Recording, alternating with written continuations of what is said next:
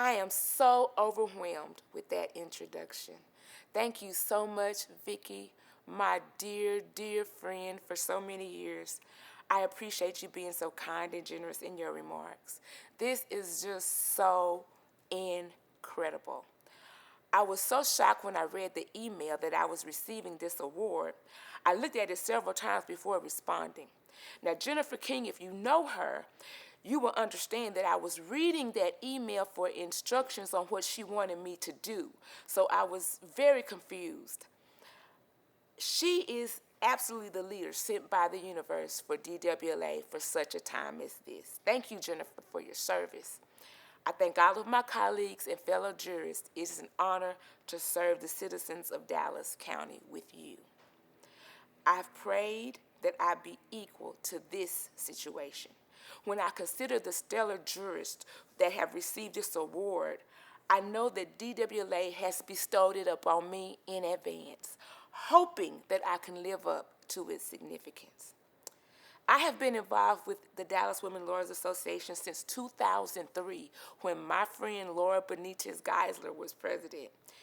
I have been blessed to have so many very good friends that shaped my professional career in DWLA, women from Dina Denoria Stroh to my beloved Karen McLeod. And I can't forget the inimitable Chrissy Castle. She is a force of nature, an amazing lawyer, and an even more amazing friend. I greatly appreciate her allowing me to work with her at Castle Law. A former president of DWLA, she is so single-minded in the development of young women lawyers that she would offer jobs over the salad at the Inspiring Women Luncheon, a habit that frustrated me to no end. I'm so proud to call her my friend, but also the president-elect of the Dallas Bar Association. All of the women in DWLA take to heart the charge to elevate the standing of women in the legal profession.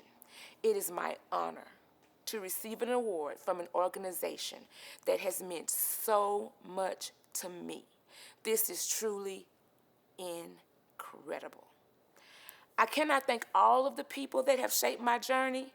I realized as I prepared my remarks that I have gotten on a lot of people's nerves. I apologize. I do, however, want to identify a few people whose impact is so profound that I'm compelled to recognize them today. I wouldn't be here without Al Ellis. Attorney-client privilege prevents me from going into too much detail. But let me say, Al was a friend of my father's, and my father entrusted me to his care within the legal profession. Not just Golden Gloves, he has been my champion, and I have no achievement in which he is not represented. My mother, Nita Moorhead. She picked cotton and worked as a maid for the Ariel Thornton family, a name that will be familiar if you drive on the freeways of Dallas. She sacrificed everything for me, nearly dying giving birth to me, and I fear I haven't made it much better since. She was the first African-American female to graduate with a PhD in her field of study at East Texas State University, now Texas A&M Commerce. She taught me how to overcome adversity, to be resilient, to never give up. She also paid for law school. There's that. She is the wind beneath my wings. Rosemary Redmond, also a friend of my father's for close to 40 years. When I met Rosemary, she was a nun, like a real nun with a habit, except she was also a lawyer, and I was 10 years old. When I graduated from law school, she offered me an office and everything I needed to start a law practice in the struggling, up-and-coming area of Uptown Highland Park. She gave of her knowledge, her resources, and her love. She is the definition of women supporting and inspiring other women. Ashley Gradney, the only associate I ever hired. I doubt she would have let me hire anyone else, but she was so extremely dedicated and practiced at such an intense and high level that it allowed me to increase my community service and ultimately run and become elected judge of Dallas County Criminal Court Number 3. We will always be the A team. Well, you knew it was coming. The legend, Judge Rhonda Hunter. I don't know how it happened. Certainly not when she was teaching me the step ball change at the Mary Lois Sweat School of Dance. Yes, really, she was my dance teacher. Decades before Bar None even existed. She asked me at the home of Chief Justice Carolyn Wright if I had a mentor. I said no. She said, I'll do it, and just walked off. She had about that same amount of enthusiasm. So I had no idea if she would really become my mentor.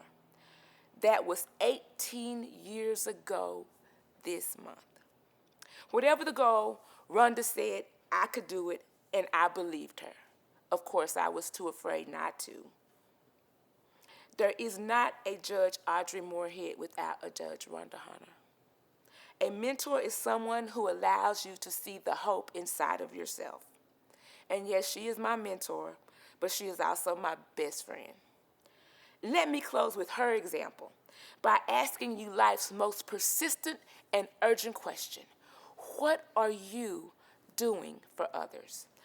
Are you being an encouragement to someone? Are you an ally in rooms where decisions are being made? Are you being a problem-solving partner? Are you speaking up on behalf of the undeserved and the disenfranchised? Have you offered yourself up as a mentor for women and girls? Trust me, when women and men support women, incredible things can happen. Thank you.